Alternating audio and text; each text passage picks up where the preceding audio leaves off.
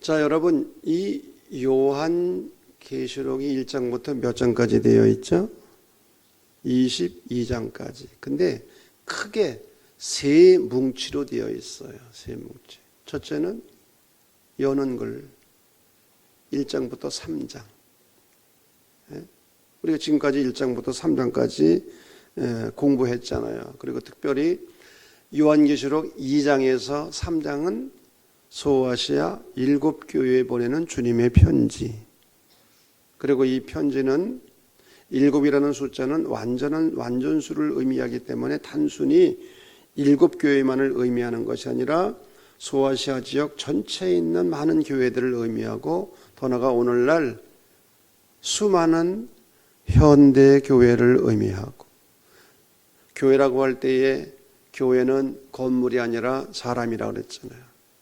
그러므로 교회에 주시는 말씀은 바로 저와 여러분 한 사람 한 사람에게 주시는 주님의 말씀인 거예요. 특별히 소아시아 7교회의 모습 속에 오늘날 우리의 모습이 다 들어있어요. 에서보도 뭐라고요? 사빌라. 에서보도 사빌라. 7교회에 들어가 칭찬도 받고 책망도 받고, 칭찬과 책망을 동시에 받고. 자, 1장부터 3장은 여는 글이고 4장부터 19장까지가 세 편의 설교입니다. 세 편의 설교. 이 요한계시록은 설교 형식의 편지라고 그랬어요. 설교 형식을 띤 편지. 유배지에서 쓴 편지죠. 그것도 유배지. 반모라고 하는 지금의 소아시아 터키 지역 앞에 있는 40평방킬로미터밖에 안 되는 작은 섬. 고난의 자리, 절망의 자리, 외로움의 자리. 여기에서 요한계시록이라고 하는 이 주옥 같은 말씀이 나온 거죠. 계시를 받아서. 그래서 중간에 세 편의 설교로 되어 있고, 마지막 20장부터 22장 끝장까지는 마무리 글인 거예요. 마무리 글.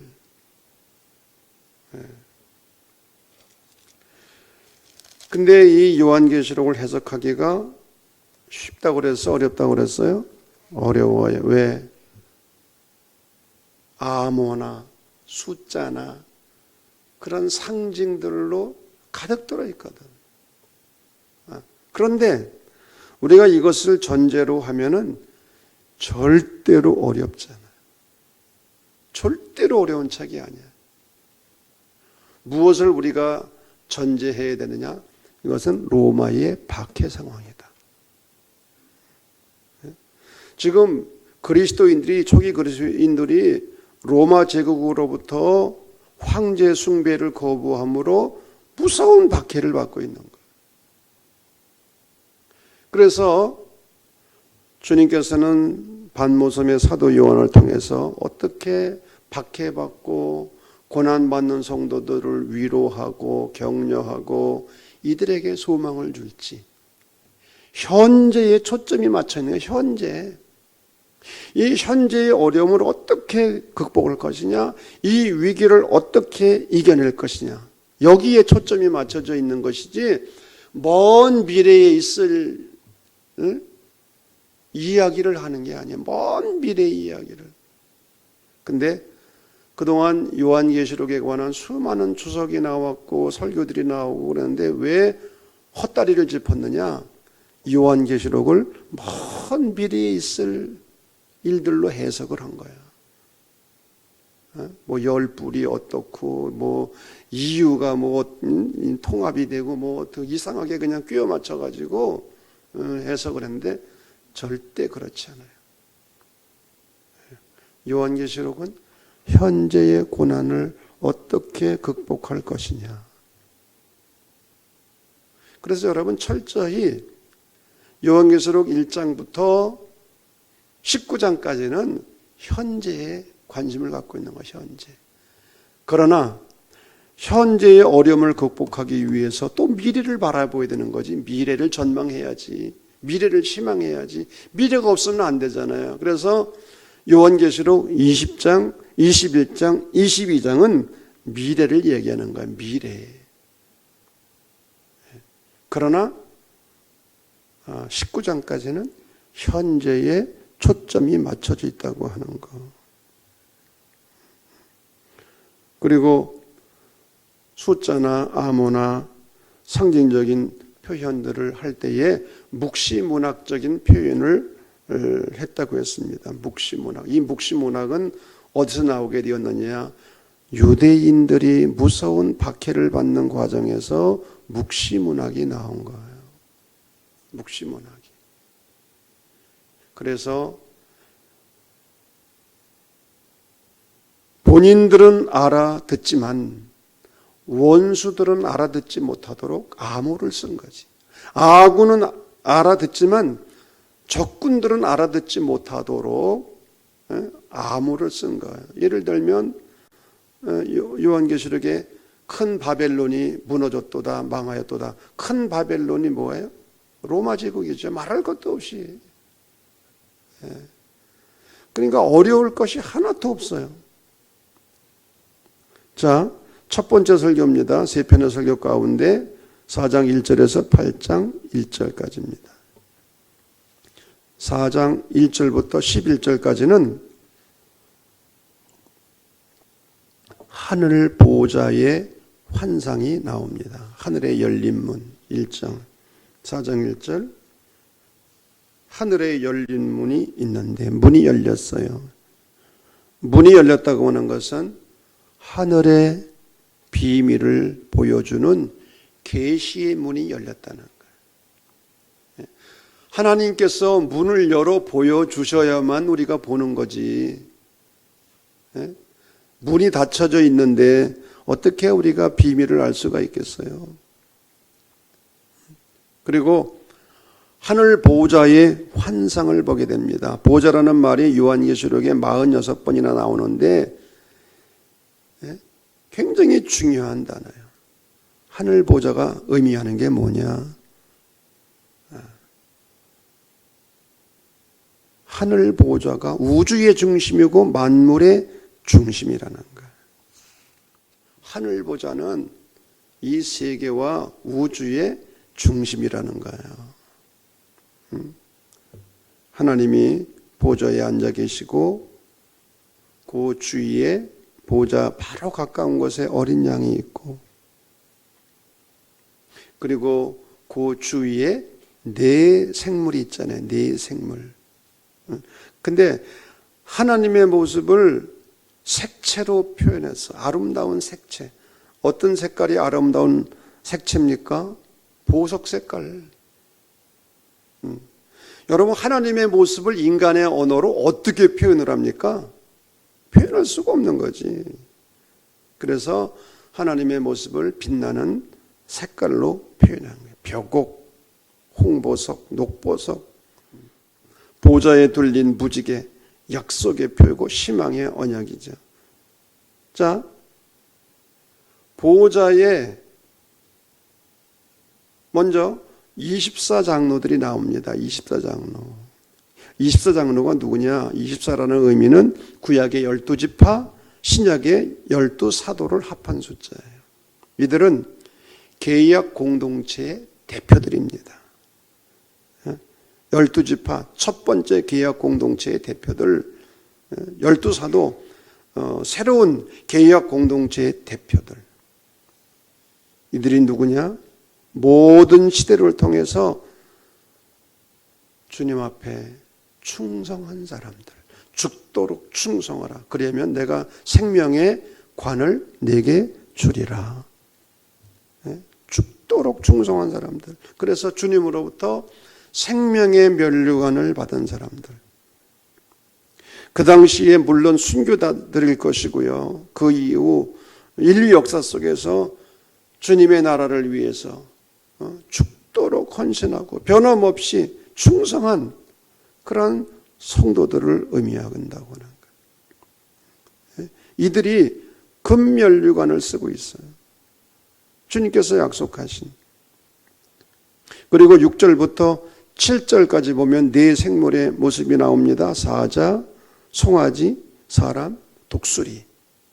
사자는 짐승 중에서 최고로 강한 것입니다. 소는 가축 중에서 가장 우수한 것입니다. 사람은 만물의 영장입니다.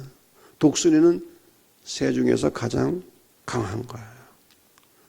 그러므로 이 네 생물들이 의미하는 게 뭐냐? 인간과 모든 생명체를 대표하는 거예요. 보좌가 있고 가장 가까운 곳에 어린 양이 있고 네 생물들이 있고 그 주위를 24장로들이 둘러싸고 있고 그리고 그 바깥에 세상과 우주가 있는 거예요. 그런데 이 보좌 앞에서 24장로와 네 생물들이 하는 일이 뭐냐? 그들은 보좌에 앉으신 이에게 엎드려 경배와 영광과 존귀와 감사를 드리는 거예요. 무엇을 드려가면서? 자, 4장 10절 말씀입니다. 다 같이 시작. 24장로들이 보좌에 앉으신 이 앞에 엎드려 세세토록 살아계시는 이에게 경배하고 자기의 관을 보좌 앞에 드리며 이르되 우리 주 하나님이여 영광과 존귀와 권능을 받으시는 것이 합당하오니 주께서 만물을 지으신지라 만물이 주의 뜻대로 있었고 또 지으심을 받았나이다. 자기의 관을 드리고 멸류관을 드리고 이 성경 본문의 근거에서 찬송가 25장이 나온 거예요. 25장 예배가 뭐냐? 자기에게 상급으로 주어진 멸류관까지도 벗어서 주님 앞에 드리는 거예요. 이것은 무엇을 의미합니까? 공로의식을 다 버리고 겸손한 자세로 예배드리는 거예요. 아멘. 멸류관은 공로잖아, 상급이잖아요. 그러나 그런 것까지 다 벗어던지고 주님 앞에 드린다고 하는 거죠. 이 요한계시록 4장은 우리들에게 중요한 교훈을 줍니다. 참된 예배가 뭐냐? 진정한 예배가 뭐냐? 초대교회 성도들은 목숨 걸고 예배를 드렸어요. 그런데 진정한 예배가 뭐냐? 하늘 보좌에 초점을 맞춘 예배다. 하늘 보좌에 초점을 맞췄다. 하늘 보좌에 초점을 맞췄다고 하는 의미가 무엇입니까? 하나님께서 인류의 역사를 주관하시고 계시다는 믿음을 가지고 보좌는 우주와 인간 역사의 중심이라고 그랬잖아요. 하나님께서 이 역사를 주관하고 계시다는 믿음을 가지고 드리는 예배. 더 나아가 하나님께서 내 삶을 주관하신다는 믿음으로 드리는 예배. 하나님께서 역사의 알파와 오메가, 처음과 마지막이 되시고 내 인생의 알파와 오메가가 되시는 분이라는 그런 믿음을 가지고 드리는 예배. 그리고 멸류관을 벗어서 드리며 예배했던 것처럼 나의 공로의식이나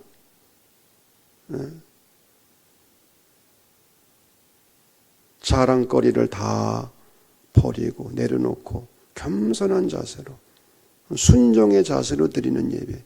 이게 하늘 보좌에 초점을 맞춘 예배고 하나님께서 기뻐 받으시는 예배고 초대교회 성도들은 박해를 받으면서도 이런 예배를 드리는 거예요.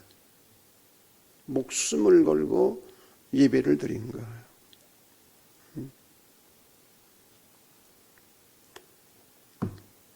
자, 여러분 5장을 보면요. 하늘의 노래가 나오는데요. 7 두루마리가 보좌에 앉으신 이의 오른손에, 보좌에 앉으신 이는 물론 하나님이시죠. 그분의 오른손에 두루마기가 있는데 두루마리 안팎으로 썼고 7 인으로 봉하였더라. 여러분, 로마 시대에는 서류를 봉인할 때는 유언을 할 때 그렇게 봉인한다고 합니다. 도장을 찍어가지고 이걸 열어보지 못하도록. 봉인했다고 하는 것은 비밀로 철저하게 보장되었다는 것. 하나님의 뜻과 하나님의 계획이 철저히 감춰져 있다고 하는 거예요. 그래서 이 인을 떼어야 되는데, 이 봉인한 것을 열어야 되는데, 누가 이 책을 펴며 이 인을 떼기에 합당하냐? 천사가 큰 음성으로 외치는데 요한이 크게 웁니다.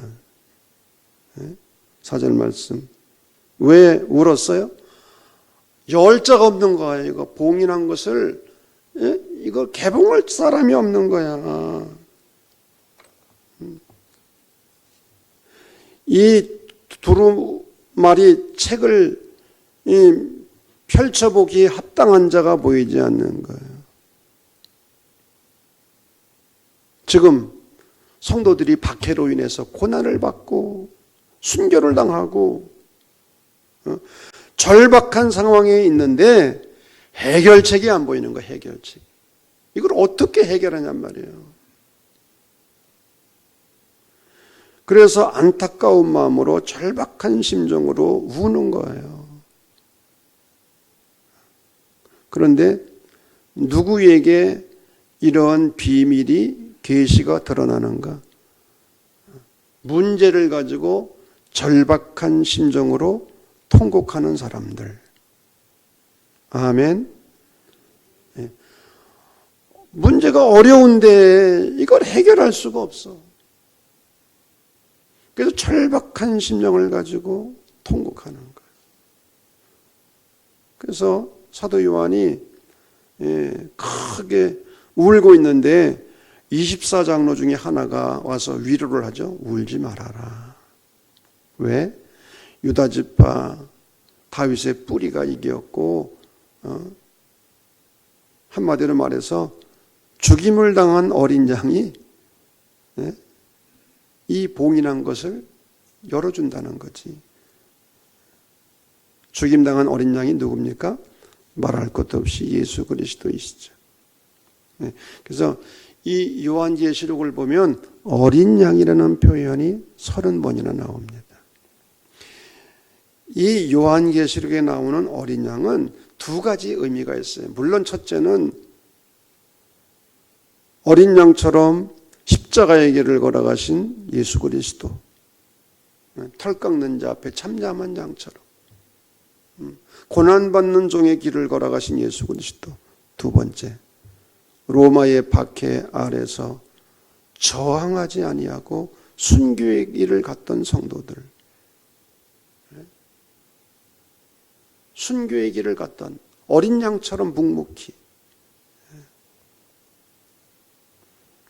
자, 오늘 8절부터 14절을 보면 네 생물들과 24장로들이 찬양을 합니다.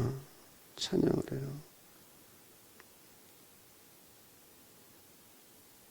그 전에 8절을 보면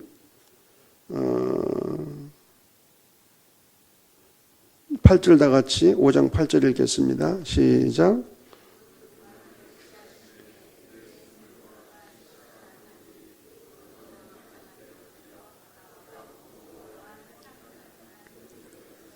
성도들의 기도라. 아멘. 자, 24장로들이 검은고를 각각 들고 찬양하는 거예요. 여기에 중요한 의미가 있습니다. 24장로 전원이 검은고를 들고 찬양을 한다. 음악을 좋아하고 목소리 좋은 사람만 찬양하는 것이 아니에요. 모두가 다 찬양에 참여할 수 있는 거예요. 아멘 안 해요? 성가대만 뽑힌 목소리 좋은 사람들만 찬양하는 거 아니야? 다 하는 거야, 다. 네? 좀 목소리가 나빠도 위로 받으시기 바랍니다. 그렇게 다 목소리들이 좋아요 지금. 천원이다 검은 거를 들고 찬양을 하고, 여기 향이 가득한 금대접, 이 향은 뭐라고요? 성도들의 기도가 하늘 보좌에 올라가는 거예요. 이 땅에서 드리는 성도들의 기도가 하늘 보좌에 상달되는 거예요. 또 중보 기도가 중요하다고 하는 거예요. 그러면서 새 노래를 부른다. 9절 새 노래. 여러분 요한계시록에 보면 이 새라는 뉴라고 하는 말이 계속 나와요. 새 책, 새 이름, 새 예루살렘, 새 노래, 새 하늘과 새 땅. 하나님께서 모든 것을 새롭게 하신다. 보라 내가 만물을 새롭게 하노라. 하나님이 새롭게 하신다. 그러면 새 노래는 어떤 노래냐? 새로 배우는 노래입니까? 네? 시편에도 보면 새 노래로 여호와를 찬양하라 그랬어요. 여러분, 새 노래는 새롭게 된 사람이 부르는 노래예요. 지금 무슨 뜻인지 몰라서 아멘을 하는 거죠. 새롭게 변화받은 사람이 부르는 노래가 새 노래인 거예요. 더 구체적으로 말하면 예수 그리스도를 통해서 구속함을 받고 변화받은 사람들이 부르는 노래. 아멘. 우리가 부르는 이 찬양이 새 노래가 되기를 바랍니다. 그런데 새 노래의 가사가 뭐냐?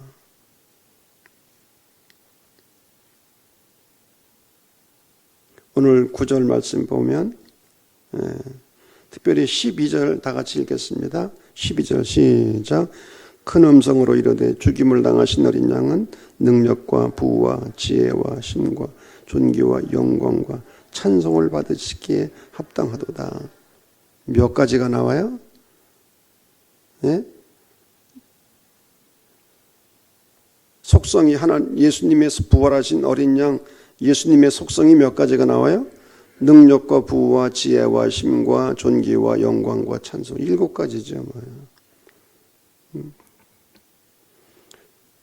오늘 여러분 이 12절을 가지고 복음성가를 만들었죠. 그게 뭡니까? 주님 큰 영광 받으소서. 이게 6장을 보면은요, 요한계시록 6장 4명의 말탄 기사가 나오죠. 7 인으로 봉해졌다고 하는 것은 철저하게 비밀이 보장되었다는 거예요. 하나님의 계획은 하나님만 아신다는 거예요. 하나님만. 어느 누구도 알 수 없는데 어린 양 예수 그리스도께서 이 7 인으로 봉해진 두루마리 책에서 인을 하나하나 뗄 때 환상이 한 장면씩 나타나는 거예요. 첫 번째 인을 떼었습니다. 그랬더니 백마탄 기사가 나타납니다. 활을 가졌고요. 이것은 백마탄 기사는 승리자를 의미하는 거예요. 지금 교회가 박해를 받고 있지만 결코 패하지 않을 것이고 결국에는 이길 것이다. 그 사실을 알려주는 거예요. 자, 붉은 말을 탄 기사가 등장합니다. 두 번째, 큰 칼을 가지고 죽입니다. 전쟁을 상징하는 거예요. 전쟁. 인류 역사 이래로 전쟁이 없었던 시기가 없을 정도로 끊임없는 전쟁이 일어났잖아요.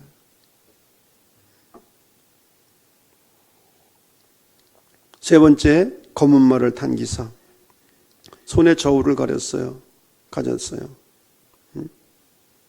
그것으로 밀과 곡식을 한 대, 두 대 됩니다. 이것은 기근을 의미하는 기근. 여러분, 인류 역사 속에서 기근이 얼마나 많았어요. 전염병이 얼마나 창궐했고요.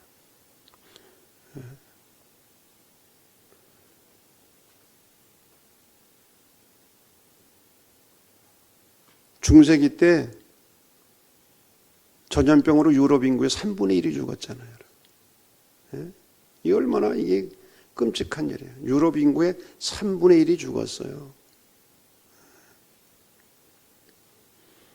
기근과 전염병, 청황색 말을 탄 기사. 청황색은 창백한 회색입니다. 공포를 주는 색. 이건 죽음의 색깔이에요. 죽음은 전염병을 의미합니다. 전염병으로 해서 수많은 사람들이 죽어간 거예요. 5번째 인을 떼니까 순교자들이 탄원을 하는 거예요. 이 한을 풀어달라고. 얼마나 억울합니까? 의인임에도 불구하고 피 흘림을 당한 거.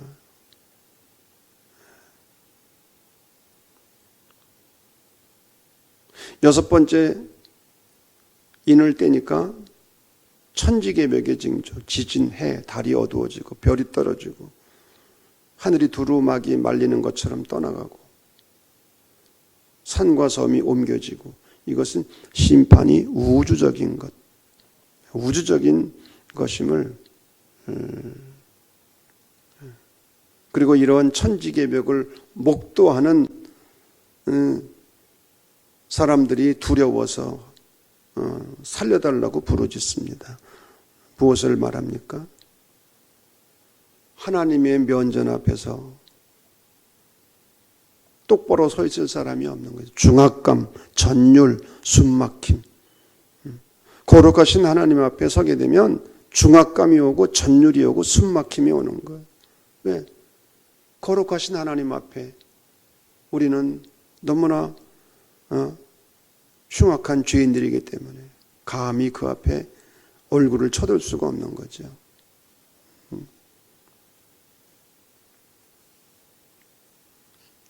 자, 오늘은 7장까지만 하겠습니다. 자, 이 7장에 보면 인치심을 받은 자들의 숫자가 14만 4천 명이에요. 여기서 인침 받았다고 하는 것은 황제 숭배를 하지 않은 사람들이죠. 이 14만 4천 명이 누구냐? 오늘 7장 4절에 보면 인침을 받은 자들이 14만 4천 명이라고 되어 있어요.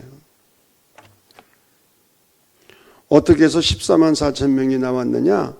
12 곱하기 12, 12지파 12사도 곱하기 1000명. 12는 완전수이기도 합니다. 이것은 단순히 숫자적인 의미가 아니에요. 지극히 많고 완전하다고 하는 것. 이 14만 4천 명이 의미하는 것은 그 당시 교회를 대표하여 순교의 길을 간 성도들, 한마디로 순교자들을 의미하는 거예요. 순교자들을. 황제의 숭배를 하지 않은 사람들. 이들은 박해를 받으면서도 신앙을 저버리지 않고 신앙의 순결을 지킨 사람들. 실제로 죽은 사람들도 있지만은 살아있으면서 또 고통을 당하는 사람들도 있죠. 살아있는 순교자들은. 어떤 면에서는 한순간에 순교당하는 것이 쉬울 수도 있지, 편할 수도 있지. 살아서 고생하는 것보다.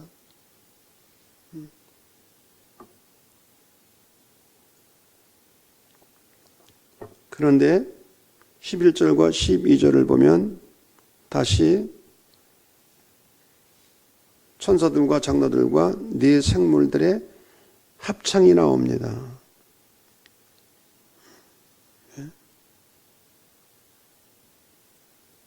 10절을 보면 구원하심이 보좌에 앉으신 우리 하나님과 어린 양께 있도다. 12절 아멘. 찬송과 영광과 지혜와 감사와 존귀와 권능이 권능과 힘이 우리 하나님께 세수토록 있을지어다. 이 14만 4천 명이 함께 찬양하는 거예요. 24장로들과 또 네 생물들과 천사들과 그야말로 코러스, 합창을 하는 거, 합창. 여러분, 이 7장 10절 말씀을 근거로 해서 지어진 찬양이 있잖아요. 제목이 비전입니다. 우리 보좌 앞에 모였네. 함께 그 아래 보면은 신혼 입은 자들이 나오고요. 이 신혼 자들이 입은 자들이 누구인가? 이는 큰 환난에서 나오는 자들, 어린 양의 피에 그 옷을 씻어 회개하였느니라. 이들을 하나님께서 보호해 주시겠다는 거예요. 그래서 15절 보면 그러므로 그들이 하나님의 보좌 앞에 있고 또 왜 그의 성전에서 밤낮 하나님을 섬김에 보좌에 앉으신 이가 그들을 위해 장막을 치시리니 16절 시작. 그들이 다시는 줄이지도 아니 목마르지도 아니하고 해나 아무 뜨거운 기운에 상하지도 아니하리니 이는 보좌 가운데서 계신 어린 양이 그들의 목자가 되사 생명수 샘으로 인도하시고 하나님께서 그들의 눈에서 모든 눈물을 씻어 주실 것임이라. 아멘. 로마로부터 황제 숭배를 하지 않는다는 이유로 박해를 받는 성도들을 결국에는 주님께서 보호해 주실 뿐만 아니라 그들을 다시 먹이시고 인도하시고 목자가 되셔서 인도하시고 더 나아가 그 눈에서 모든 눈물을 씻겨 주실 것임이라. 아멘. 결국에는 지금 고난을 받고 어려움을 당하지만 하나님께서 위로해 주신다는 거예요. 아멘. 그래서 현재 어렵고 힘들지만 주님의 위로를 소망하면서 그 고난을 이겨내자는 거예요. 이게 첫 번째 설교예요. 사도 요한의 첫 번째 설교. 하늘 보좌의 환상. 하늘 보좌에 초점을 맞추고 예배드리고 신앙생활하고 14만 4천 명 박해 속에서도 순교적 신앙을 가지고 믿음의 정조를 지키고 이들이 하나님을 찬양하고 그리고 하나님은 이들을 결국에는 지키시고 함께 하시고 먹이시고 그리고 모든 눈물을 씻겨주실 것이다. 아멘. 하나님께서 저와 여러분들의 눈물을 씻겨주시기 바랍니다.